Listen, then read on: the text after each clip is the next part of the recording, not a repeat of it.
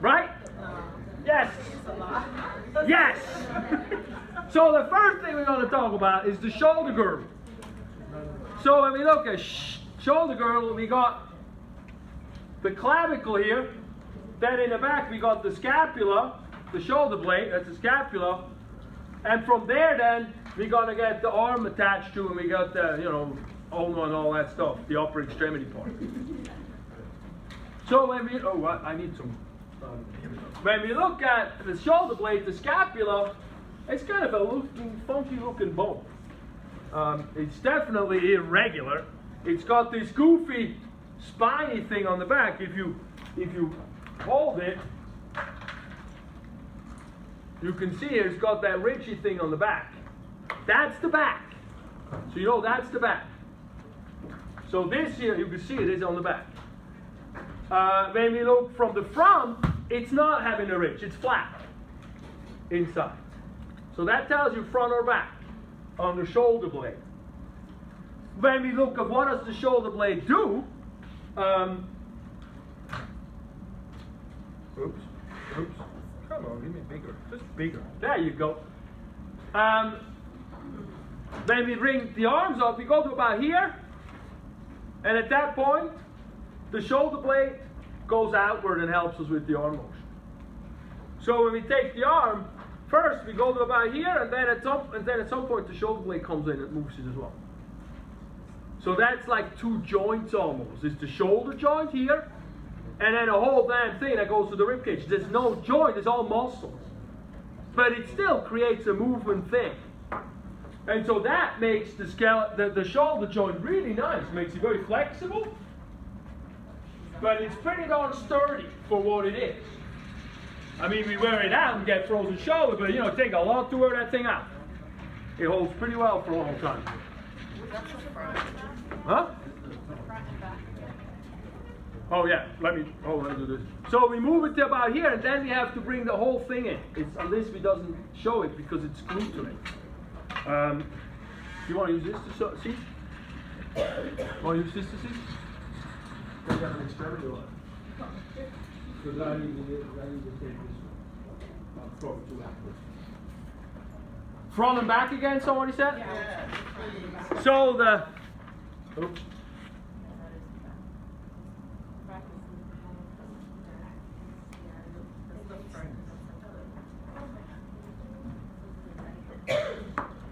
So the back has the ridge. When you touch it here, the back, you can hold the ridge. That's the back, posterior. And then the front's the other side. When we look at the muscles, also kind of interesting. We're going to go through these muscles next week. But we got some muscles that the way I look at it is some muscles anchor the shoulder blade onto the chest wall. We got some in the back. And we got some in the front.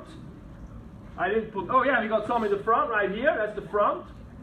And then we got definitely some underneath. So we glue that shoulder blade to the chest. Definitely in the back very heavy. In the front a little bit. And then underneath very heavy. And then it just hangs down. All day long. And then I'm thinking, the muscles in the dog are almost the same than in us. But ours hangs down, the dogs push up all the time. They're walking on it. And then you look around, everybody walks around like that. And then there's 80, and then they're up like that. And you go like, So I got myself some poles to walk. So I walk like a dog. So I push down when I walk, instead of just hanging down. So these muscles, I'm thinking, are used differently when the force goes inward than when the force goes downward. So that's one reason why everybody I can do here go, oh, can you do more of that? Because it's all overworked up there. It's always hanging down. Anyway, now you really feel bad. So that's one reason why we want to bring the shoulders back. We want to roll the back a little bit. We want to sit straight. And don't do this. You want to fight that puppy. When you look at good or bad posture, it's really, I think, it's all in here. There versus there. So it's all right here in that rounding. So there is a picture. I gave you that thing, right? This thing. There is like these wheels on the side. Here's one, here's one, and here's one. You want them over one another. You don't want the middle one to go back. So when you sit, when you stand up, go to the bathroom or something. Feel like some angel is pulling you up on your hair. And you stand up straight for a second. And over time, you realize what that feels like. Yank on it! You know, you can do the one, no, the mom's always getting a bad rap. My mom told me to stand up straight. So I didn't. Okay, so that's the muscles that I kind of like to talk about briefly when it comes to that. But now let's go through the terms. So, shoulder blade, this is what? The front or the back? Back. Why? Because you can grip it. You can grab it. So that thing is called the spine of the scapula. It has a spine. It has a spine. It's like the spine I touch here. I can touch that bone. It's a ridge. It's a spine. We like those words that come back. Then we got a part, look, this is why there's so many terms. Then we got a thing on top of the spine of the scapula, and that's known as the Supraspinous Fossa. Supra means above, infra means below. So I can't talk that way. The shallow depression that's above, a fossa is a depression, something go in there, that's above the spine, we call the supraspinous fossa. The cool thing will be, I'm still hearing chatty all over the place. The cool thing will be, when we get to the muscle that sits in there is known as the supraspinatus muscle. Same word. That's why I make you study that. There is a little bit of a plan, not that much, but a little bit. Then, what would you call the part below the spine? The infra below the spine fossa. So supraspinous fossa, infraspinous fossa, supraspinatus muscle, this will be infraspinatus muscle later on. We like when the muscle and the bone have the same word.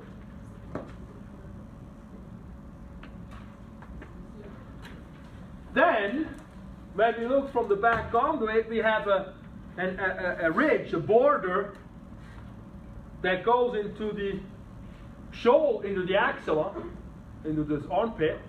So that's known as the armpit border, no, the lateral border or the axillary border of the shoulder blade. And then on the other side, we got a border that goes to the spine. So they call that the vertebral border, the medial border or the vertebral border as well. They're both the same. Like axillary. Yeah, all the same. axillary and lateral goes to center. That's the same. Okay. Just depends on where you're looking it up. And vertebral, the old stuff, the newer world, we're trying to bring these names together. So in the new textbook, you're gonna find it being described as lateral or medial. In an old textbook, they'll say axillary or vertebral, most likely. Generally, that's how it goes. And I'll just try to give you as many as I can come up with to keep you confused.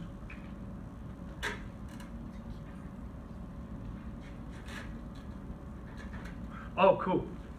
So, when we take the spine of the scapula and we move all the way to the side, to the tip, we get the tip of the shoulder right here.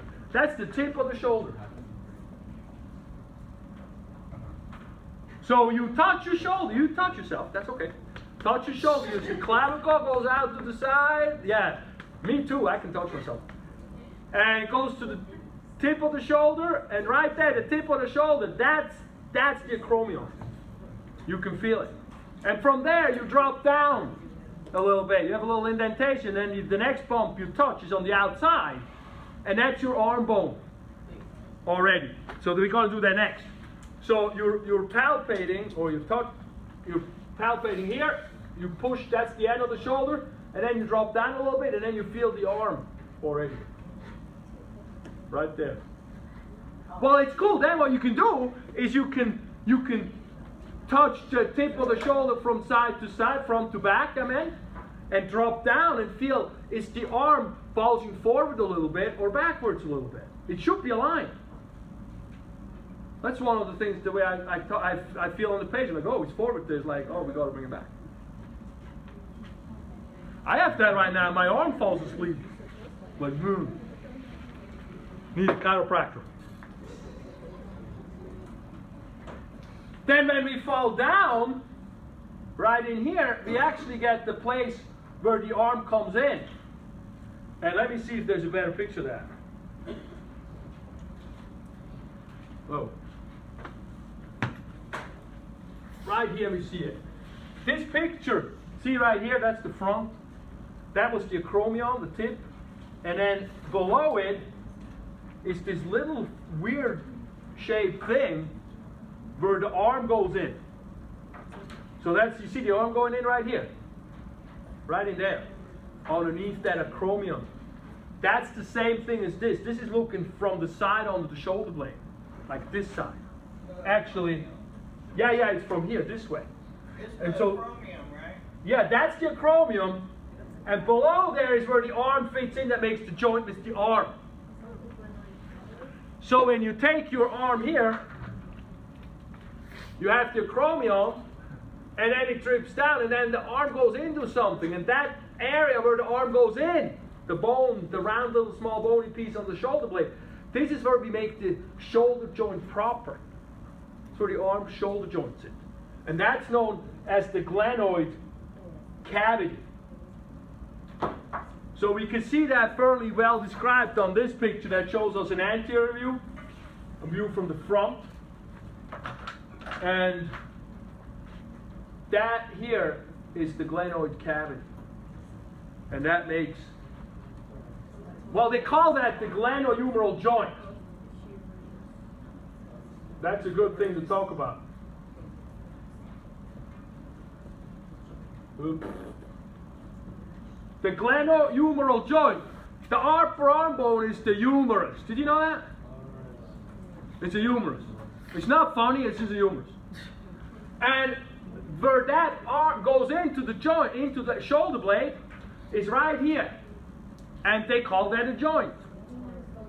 And they call that joint the Glenohumeral Joint. When you describe a joint, you always describe the two ends that make the joint. So, you know, it's not the scapulohumeral joint. That would be nice right now, but then it's like, well, we're in the scapula, right? So they differentiate and they call that the glenoid. So then they call the joint the Glenohumeral Joint. Every joint is like that. The description of what's the joint. So that's the same as the capitulum. It's just No, well, no, the Glenohumeral Joint is the whole thing with the arm on it. okay. The cavity is just the part of the scapular bone. That way, and then let's see if we have a few more terms here. Well, we got a superior angle. Who cares?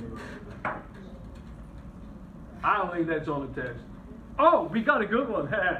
That's one of the best. That's definitely on the test. See that hook? Like in the front of your shoulder blade, if you hold it like that, you have this is the clavicle, this wiggly thing is the clavicle, the collarbone, right here. But you got this bump. You see this hook? Like on your own body, it's like right here. It hurts. When you push on it, it hurts. Yeah, it's muscle attachment. And it has a weird name. It's called the Coracoid process. Coracoid process. Why? Because when the raven sits on the witch, he says, Coracoid, Coracoid. That's why they named it like that. So that is definitely on the test. So we got, How are we going to remember the difference between the acromion and the coracoid? the acromion and the coracoid. Two different bumps. You want to, the acromion is that tip on the outside of the shoulder. You follow your spine to the end, that's the acromion.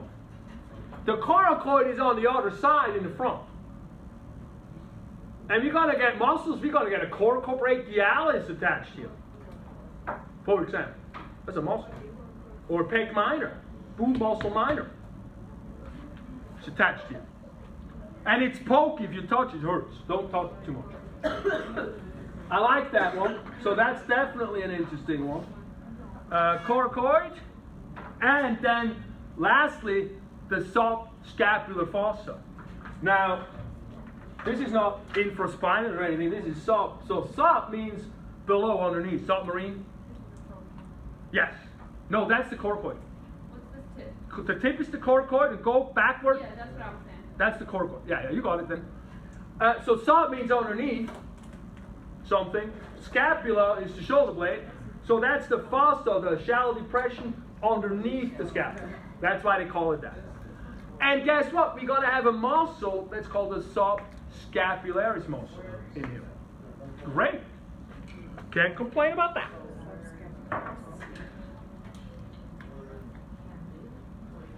Yeah, I'm saying great like you, huh? Now, from there, we're going to the humerus. The humerus. And the top of the humerus here is pretty round. When things are round, we call it round. It's called a head.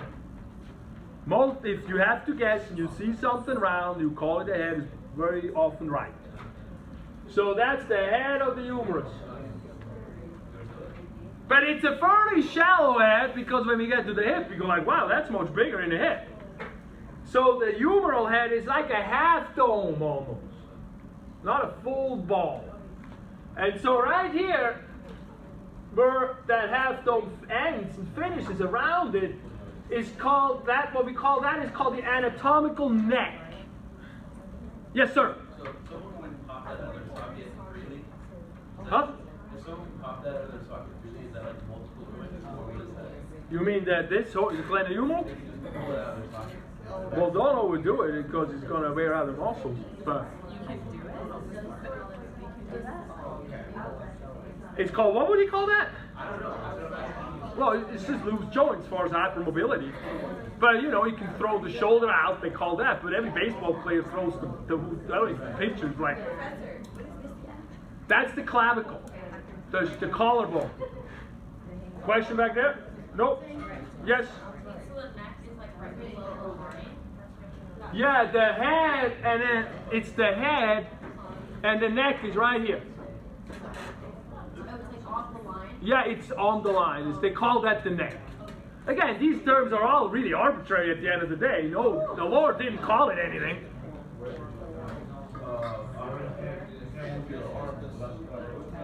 Say it again. Without the clavicle? Well, the clavicle is really a stabilizer that pulls it back, that holds the shoulder blade in place. It's actually the collarbone, the clavicle, if we talk right now about that, is the most frequently broken bone that we have. Oh, I don't know what happened. Oh, I don't really talk more about it because I don't call the different ends and all that, but I just call it the collarbone.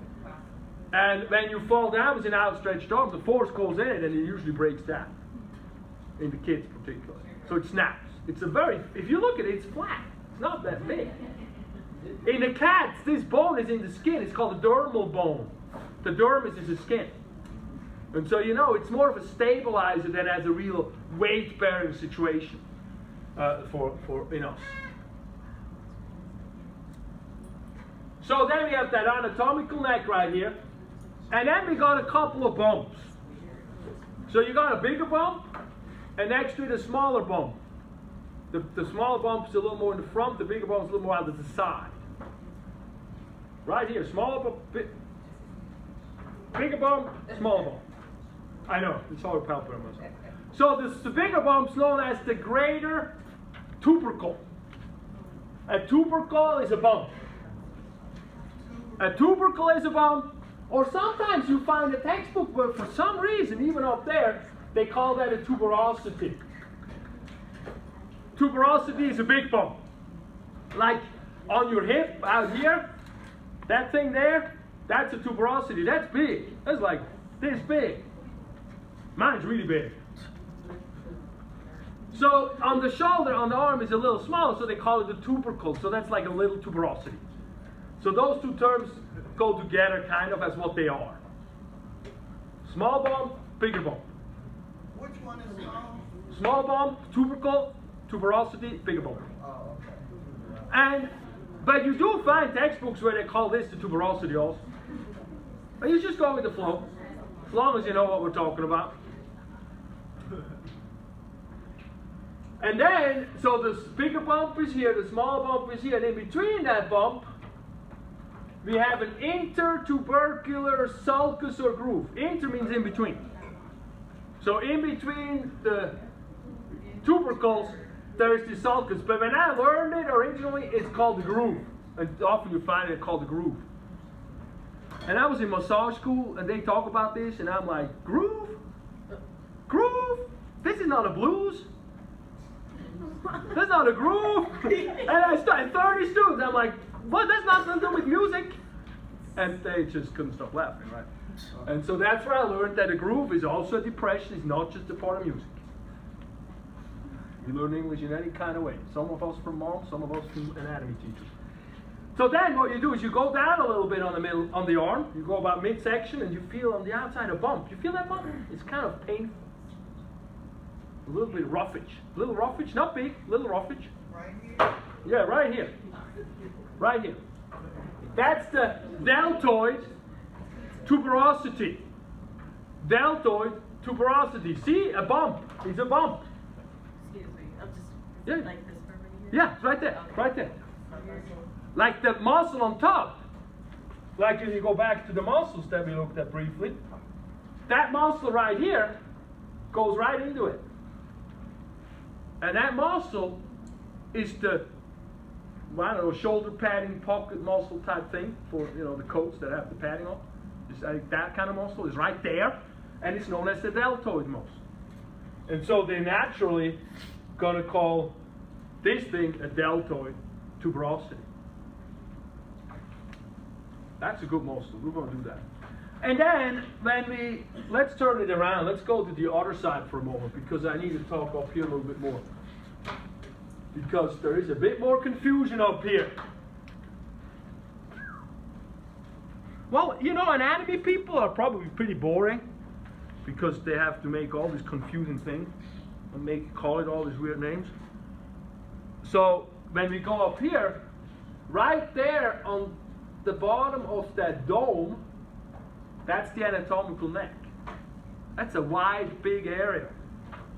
Then we go a little below, we have an area of the humerus right here, down here, that's much narrower than up here. So they call that the surgical neck.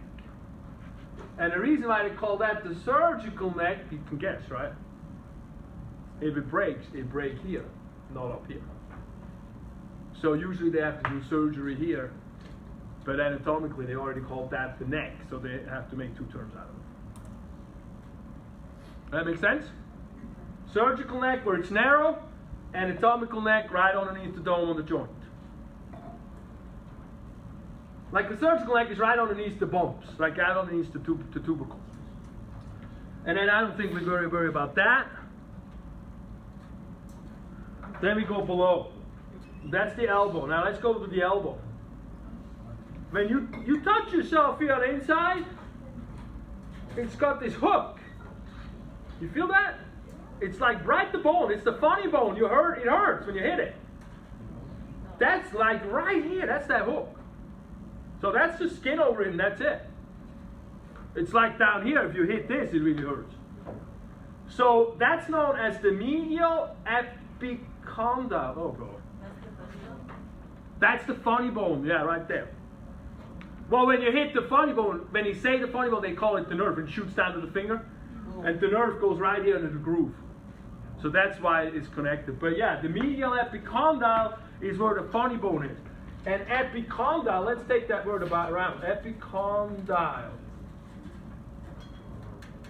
A condyle makes a joint. We have the mandibular condyle, remember? We have occipital condyle. Oh, we got a few of those already. So now we got a whole bunch of condyles. So a condyle makes a joint. So technically speaking, then these joint surfaces here are condyles. But epi means above or superior. So above the condyles, which they're not called condyles, but they would be in a nice world, is the epicondyle. So the condyle makes the joint, epi means above, so above that is the epicondyle. And we have those bumps on the elbow and on the knee because we need muscles to attach. And so this is a big muscle attachment for all the muscles that go to the front of the arm, that then do all this flexion of the wrist and the finger a little bit. So that's an interesting term.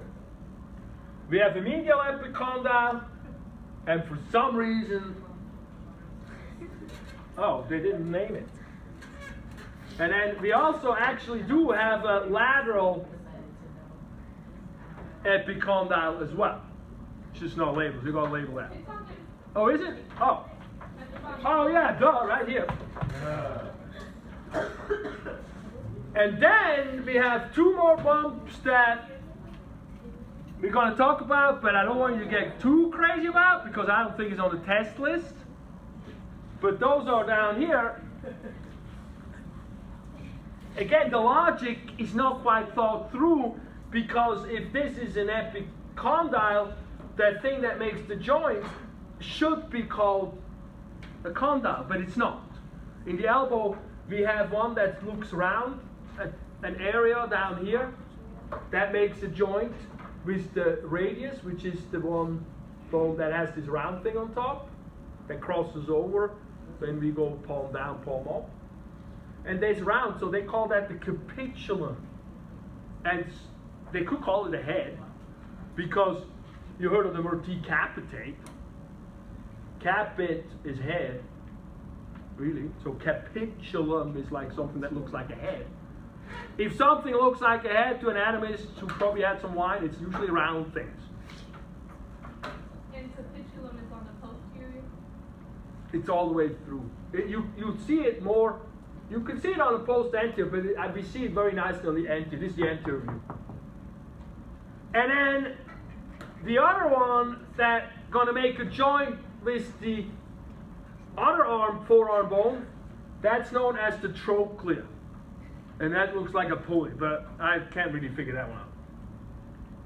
So label that, study that. I don't think it's necessary on the test. Okay? It's not. Is it? Did you look it up? You got to look it up on the list. I haven't memorized the list. But I don't think it is. Just don't hold me accountable for it. Then we got one more term, though that term is definitely on the test. And that is known as the olecranon fossa. So if you look at the back of the arm, you got a fossa, really, a divot. And the lower arm bone, it fits right into that thing, like a hook. Goes right in. If you touch your own self, the tip of the elbow is that hook that we're going to now talk about. Because that hook is very interesting. That hook is actually called the olecranon process. We like when things have the same name. So when you look at the lower arms, the forearms, that's the hook. This is from the front. And so that bone is the ulna. And the ulna is big on top and skinny on the bottom. And it goes to the pinky. So you follow an ulna down, you follow the ulna down, and it goes to the pinky.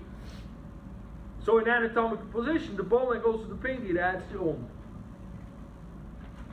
The other one that goes to the thumb is known as the radius. Thumb radius. It's skinny on top and fat on the bottom.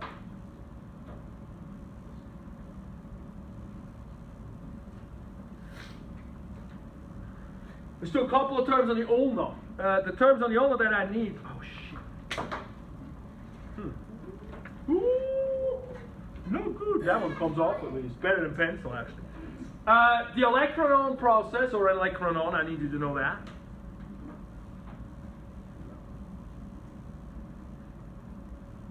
And then really the only other term I really want you to know, I'm not going to worry about the Glenoid process. There's too many of those weird terms. But what I do want you to know is down here, there's a tip.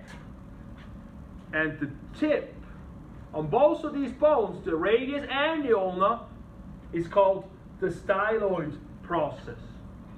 And we have one of those up in the head. The styloid on the head means pen, stylus. And you know, you can think you take yourself a radius and you draw. So that little tip here is definitely... The radius and the... They both have a styloid, yes. We have a radial styloid and we got an ulnar styloid. Because what it actually ends up doing, if you look at the wrist joint, together those bones that make an arc a little bit, this way. And the wrist bones down here, they also make an arc that fits in, like also this way, and fits into it. And so that's where we can move it this way and a little bit of this way. Yes, Chris? So when you see the word process, does that mean there's a bending joint with it? No, process is more of a muscle attachment thing or a bump sticking out. Although this guides the joint in motion. The styloid doesn't have a muscle attached to it. But so often often processes are muscle attachments. That's your first bet, or at least my first bet. What's interesting also here, what you see is this in between is very, very thick interosseous membrane. Interosseous membrane means a thick membrane in between the bones. Osseous means bone. And that's in between here, and we want to have these be kind of like a unit, so they don't spread out too much. And that's what this does.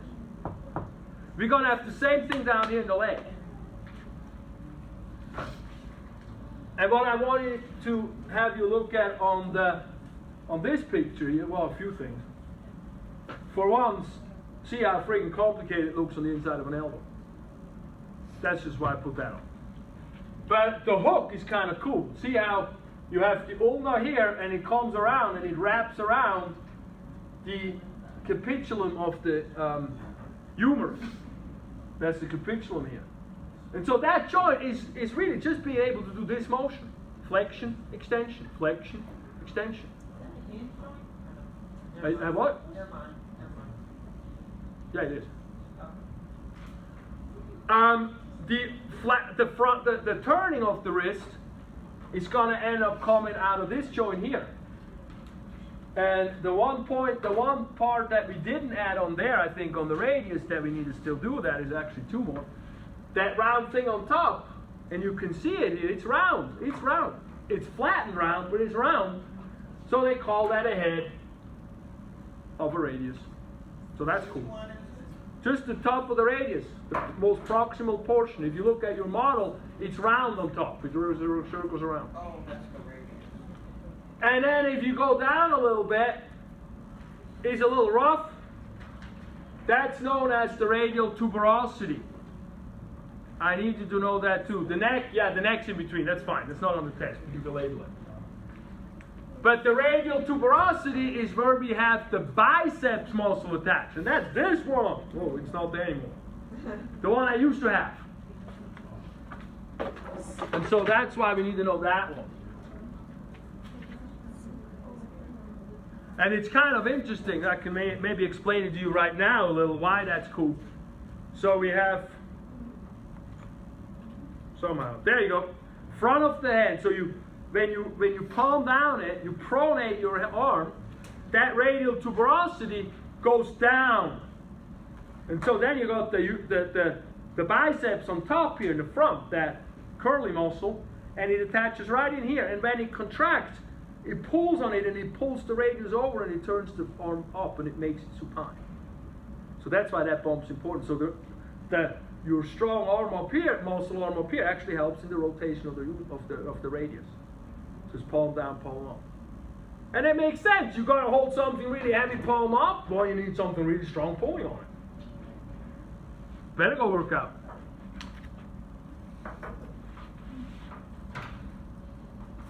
And then from there, Wow, I got like 2 minutes and then I have to give you a lab, huh?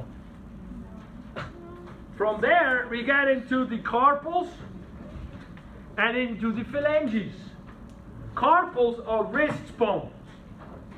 Now, we can do all that as hame, palismo, trachetto, lune, blah, blah, blah. No, don't worry about it. We're gonna not. What I'm more interested in is the fact that they come in 2 rows. We have a proximal row that goes and attaches with the radius and the ulna. And see down here, the radius is big and fat. The ulna is small and skinny. And then we have a distal row. And the distal row attaches onto the phalanges, the fingers. But before we get phalanges, which are the fingers, we get the palm itself. And the palm was metacarpals. Not carpals, now it's metacarpals. And from there it's easy. Thumb is number 1, pinky is number 5. So the thumb has 2, right? Right, but we're not there yet. We're in the web, now we're in here. Oh, okay. So these bones are these. The web is there. Right. So there's flesh in between. But then we get, from here we get into the phalanges. And there we got, correct. We got a thumb, has 2, and every finger has 3, and that includes the pinky. Right. Because you can bend it like that. The thumb, you can only bend like that. That's the difference. And so you're going to have a proximal, a middle, and a distal phalanx. And that makes a singular of this is phalanx, to be whatever accurate on that. And the thumb only has a proximal and a distal. Good one. Good. That's it for that. So how many flanges do you have in total? We have 8. Oh, phalanges? Oh no, phalanges we got 4 times 3 is what? 12 plus 2 is 14. 14. So if you need to know all the 200 however many muscles, 28 muscles are all the same name. I mean bones. Because the foot has this. No, wait, we got 2 hands too. So we got tons of bones that are all named phalanges. So that's cool. Then we got carpal. Have you ever heard of carpal tunnel syndrome? Yes. So the carpal tunnel is a very interesting thing. So when we look at the forearm from a front perspective, from an anterior view, you have these carpals here. You can see right here, they make a little hollow channel. You see that if you hold it like that, your hand, your wrist, you see how these bones kind of make, if you put a roof on top, you got a channel. You got a thing that things can sleeve through it. That's the carpal tunnel, right there. The tunnel that is made by the carpal bones. And so over it, we have a ligament that holds it together. It's called the flexor retinaculum. You don't even know that. But so then you got this tunnel that holds tendons, all the tendons, or almost all the tendons, that go to the palm and the finger, that all flex, that all bring the fingers together and hold it close. They're all going through here. So there's a lot of action in there. But also what goes through here is a nerve. The median nerve, they call that. And when you have a lot of friction here, because the muscles move around, you move your hands, that goes in and out, and the tendon gets taut or untaut, that creates friction. Friction creates heat. Heat creates expansion. You got a damn freaking tunnel that has a finite space, and now you get inflamed. Who's gonna get squeezed and hurt? It's the nerve. It's the most vulnerable part of it. So then you get shooting down the fingers. It is. You can test yourself. You go like that, and if you have too much shooting down, it's like, ooh, this is tight. It's a Tinel sign. It's a test. It's an orthopedic test. Or you do like this. Oh man, I'm messed up. If it hurts too much, you're gonna have to do something about it. The funky thing though is, surgically speaking, in the old days, I had carpal tunnel surgery. You know what that is? Let's cut through the flexor retinaculum here, that ligament here, and give it some room. Make space. Can that be fixed without surgery, carpal tunnel? No, Yeah. It can. Well, not always. Oh.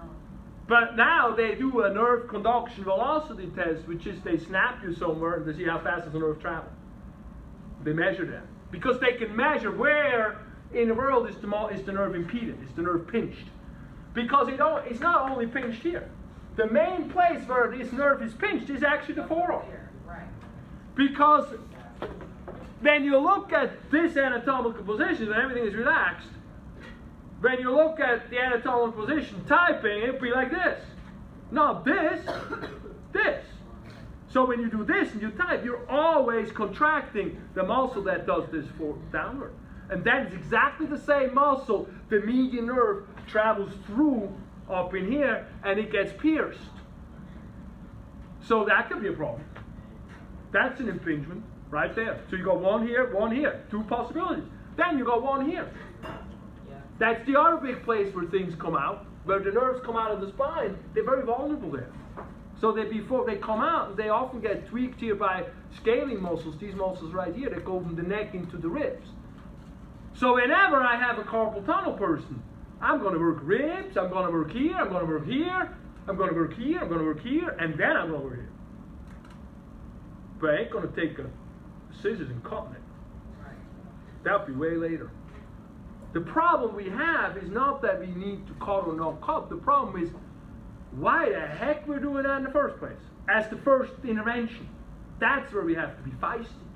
We don't have to be feisty with the analysis at the end, but we have to hold everybody, and that includes surgeons, accountable for the thinking. Some of the answers I get from patients about they go to surgeons, like, I mean, just today, it was like, it's a freaking college baseball player. And the surgeon is like, well, you got this bony thing in here, and if you just won't get better with it, it won't change much, but you need surgery.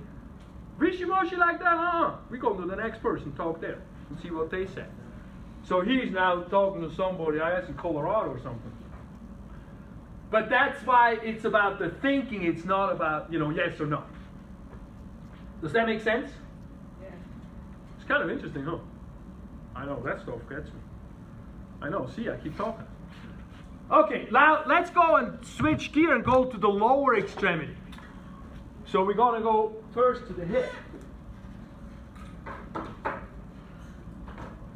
No, I got there.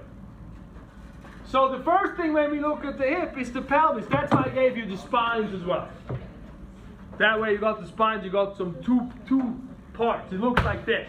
You want to look like that. Actually, that's from the front, right there. So we have a whole bunch of terms here that we need to know. Look at that. Ha! So let's just look. See, look here. Where's my finger? This picture is nice because we see the different bones that it makes up.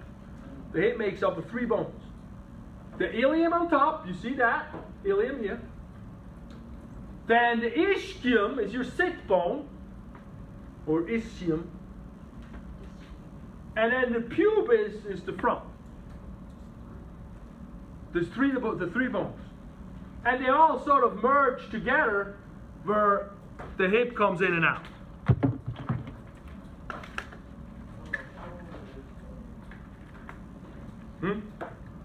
So right here where the hip comes in, that's where all those bones come together. And that's called the acetabulum. There's your first term. Acetabulum. That's where the hip goes in. And see, that's a real ball compared to the other ball in the shoulder. That's much bigger. That's also called a head, but we'll get to that. Don't run ahead. So then you hold the top of your hip where the baby sits. That's the iliac crest. That's a crest. I know, I missed the baby. I missed my baby today because I had to go to the patient. My 3-year-old. No soccer playing. Anyway, you take that crest and you go back, all the way back until you feel a big bump in the back. That big bump in the back is known as the posterior superior iliac spine. Really? Yes. PSIS. That's not good enough to give me that.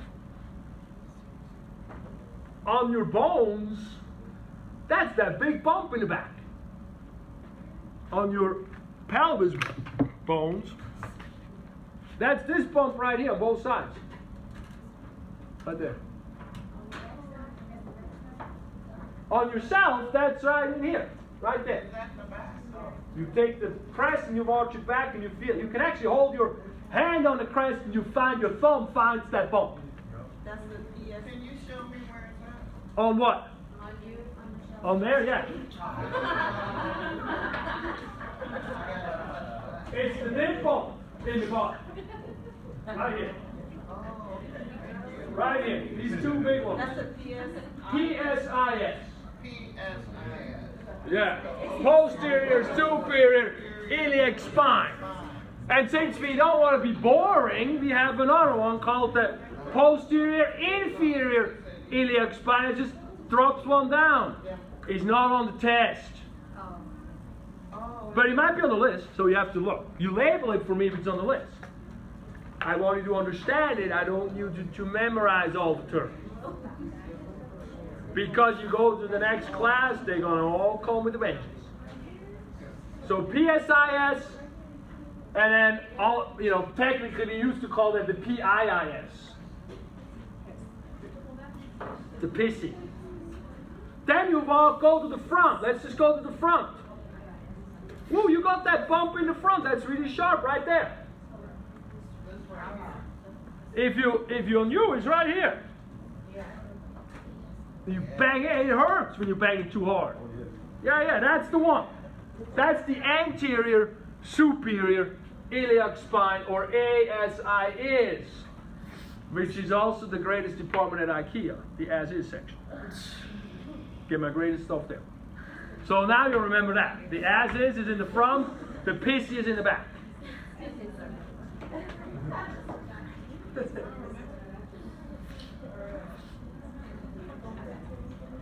Well, on the test you got to list the terms, right? So mnemonics are fantastic. And you can give yourself hints on that list. So if you put ASIS or Yeah. I'll take it.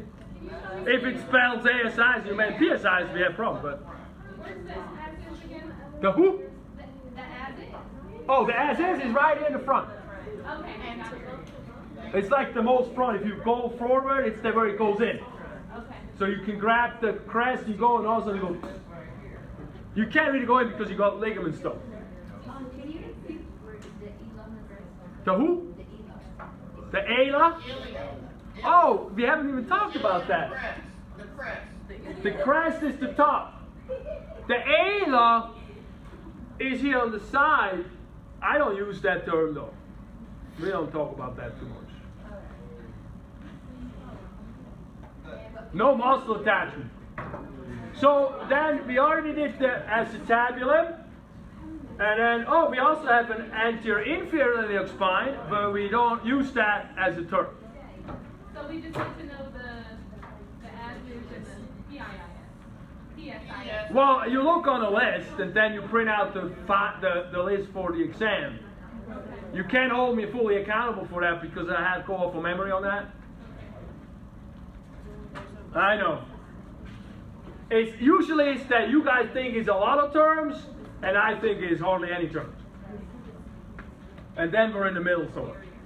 So let's go around the front, and the next term I think I have there is most likely. Oh, shoot, sorry.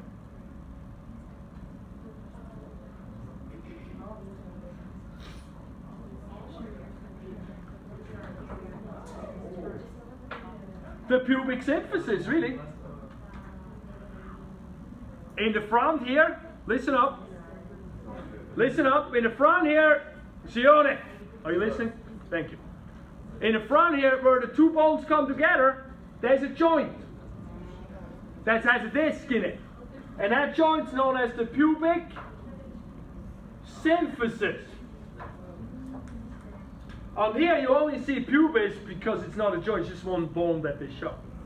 So the Pubic Symphysis is what I want to know for that. It's on this picture, I believe. It's on the other picture, right? Yeah, see Pubic Symphysis. Got that? Is the joint that is? Huh? The joint, right? Yeah. That's the joint, yes. Yes. The pubic joint.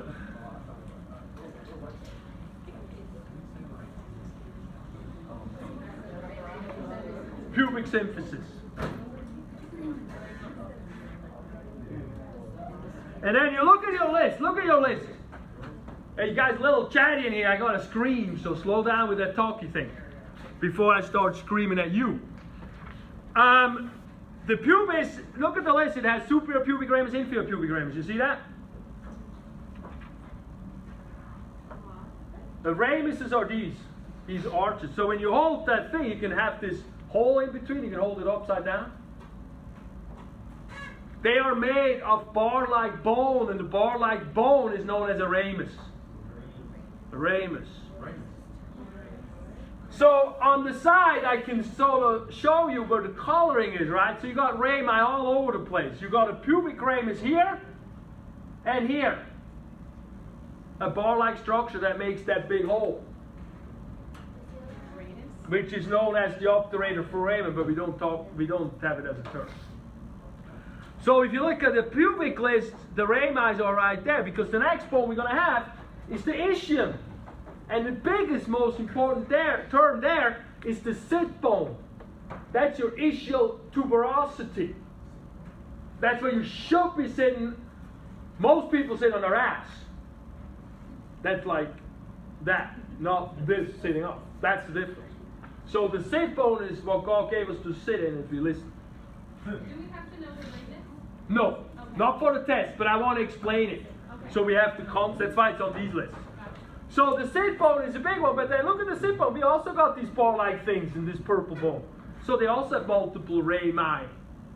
And if you look at the ischium, it says ischial spine, ischial tuberosity, ischial ramus, and then obturator foramen. Oh, look, it says obturator foramen. Perfect.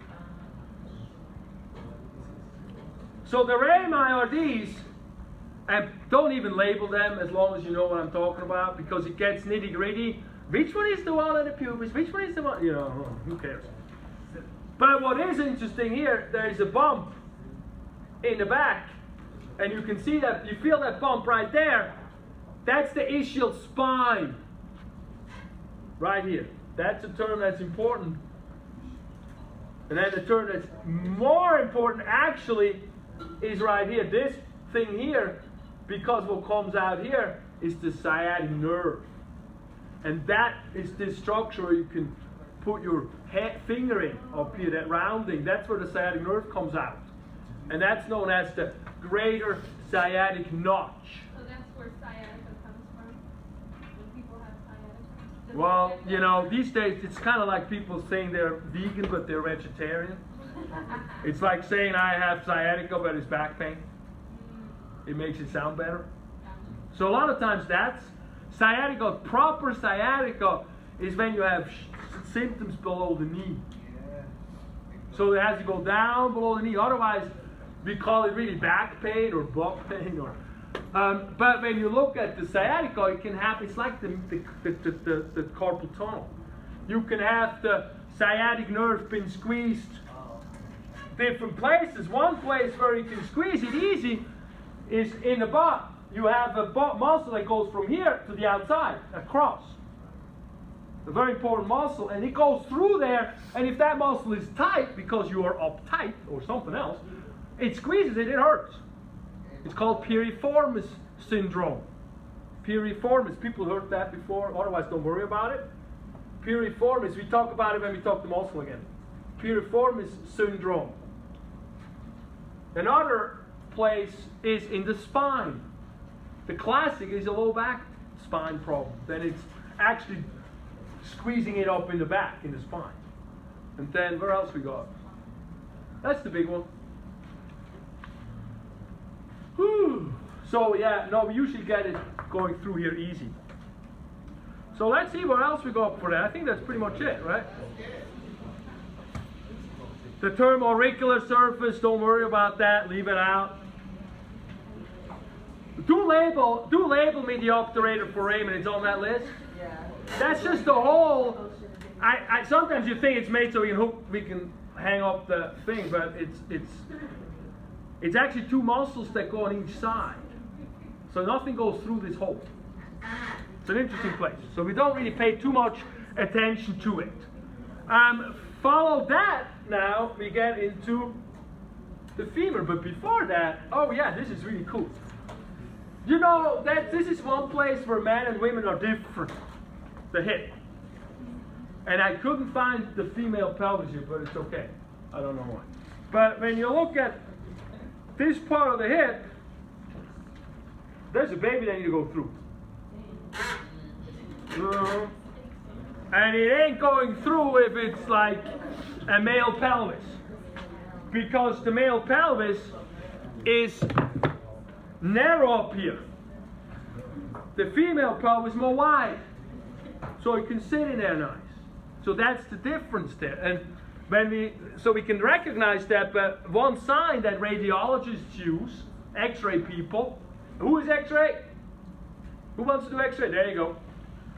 They actually turn that pelvis upside down and look at this angle right here. Right here. Now see. Haha. Where's the other one? I only have women.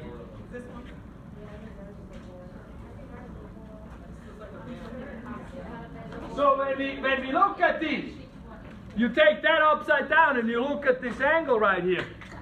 You see how it's narrow. Then you take the female one and you look at this angle and you see how it's wide. They call that the martini glass. And that's the champagne glass. Yeah, they call that martini glass appearance versus champagne glass appearance. So that's kind of funny. But that's what that is. And so if the angle, the pubic angle arch is less than 90, that's male. If it's more than 90, that's female. More than 90. Below 90, more than 90. So I kind of think that's cool. Oh yeah, look, this is a picture of that muscle that I talk about that goes from the inside of the sacrum, actually goes from right in here and it goes out to the hip and the nerve goes right through it. And if this muscle is excessively tight, guess what? It squeezes the nerve and it hurts. So that's the sciatica that we talked about a minute ago, right there. There's a picture of that. So then we go to femur, and we're almost done, I swear. Femur. Head of the femur, head is round, you got that, right? We only have one neck, so that's below the head. Head, neck. Good idea. Then we got a big bump and a small bump. This is the wrong picture. The big bump is on the outside, you can bang it. It hurts if you bang too hard. It's called the greater trochanter.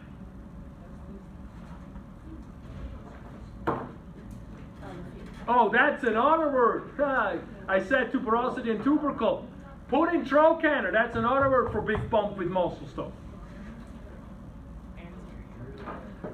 Then on the opposite side, right in here, it's deep. It's really. I had to work this today on a guy. That's when you got him face down and you're pretty much sticking a finger up their butt, and you ask, "Am I in danger territory yet? Am I?" And they say, "No, no, no," and it hurts like crazy. But that's right in here. Actually, the muscles that come from the inside of the stomach, deep on the spine, goes below underneath that and anchors into that. And the action of that muscle is to lift up the thigh. It's the psoas muscle. And when that muscle is messed up, because you're sitting all day, it gives you a sore ass. That's how we remember that muscle. Psoas gives you a sore ass. We'll talk about that next week. So that's known as the lesser trochanter. That's like greater and smaller, you know, greater tubercle, lesser tubercle, greater trochanter, lesser trochanter. Is that right here, Professor?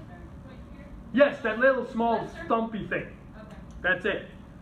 And then what else do I want to know here? I'm not worried too much about these. I'm worried about this line. This is from the back. So in the back, if you touch the back, it's like ridgy, little ridgy. That's muscle attachments, big time. And it's called the Linea Aspera. Linea Aspera, in the back.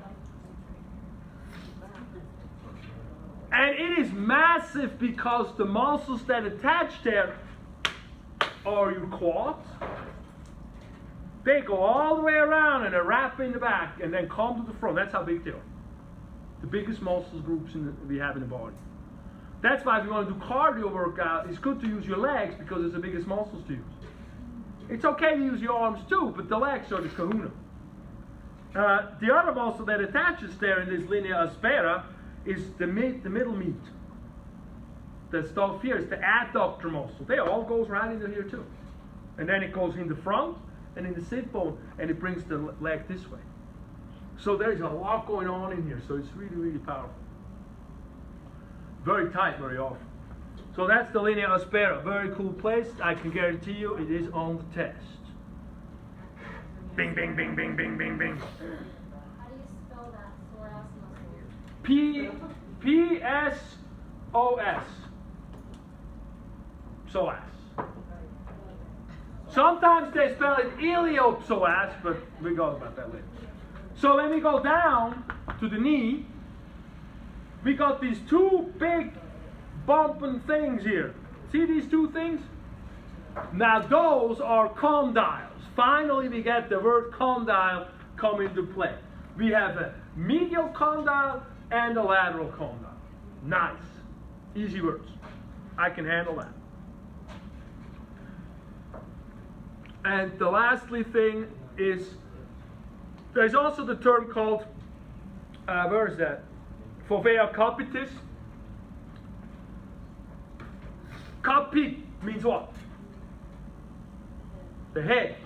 So if you look here on the model, I don't have a picture, but if you look on the model, there's a little indentation in the middle of that head. And there actually is a ligament that goes from there right into the acetabulum and holds the hip in further, holds the femur into the acetabulum further. And that little divot is called the fovea capitis. Capit means head. It's on the list, it's not on here. If you don't worry about it. I want to just explain it. Question, Michelle? No, I'm fine. Good. And then, what's this bone called? Patella, the kneecap. And behind the kneecap, we have a little surface. It's a little surface means it's a little smoother, and that's the patellar surface on the feet.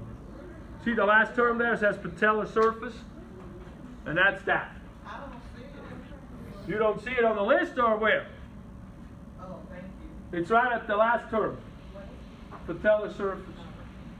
See here on the front picture of the femur, right here we can see it. And from there I get to move to the last part here. Oh, look, the knee. The knee is freaking cool. Look at that thing. It's complicated. It's really funny, actually, the way that this is wrong. This is not the way the knee works, really. The knee actually works like this. So you got the lower bone, that's the tibia. We're going to get to that. That's that big shin bone that if you get your shin hit, that's the one that hurts. So that part is almost stable, and it has these rings, these menisci, meniscus, talked about that, to glide the motion. But the motion of the femur is really a rolling motion. It's not like this kind of a motion the way this is. So it's rolling. And all the things are held together by ligaments. And you got two ligaments inside the knee, and they're called the cruciate ligaments. The ACL tear, people that know about that, that's right in here, that one, that snaps. Because if you get smacked from behind, it snaps, because it holds it in that way. And then on the side, you got side ligaments that also glide the motion that the knee doesn't buckle this way. So it's kind of interesting in there. We'll talk about some of these a little bit. I don't want to overwhelm you too much. Question.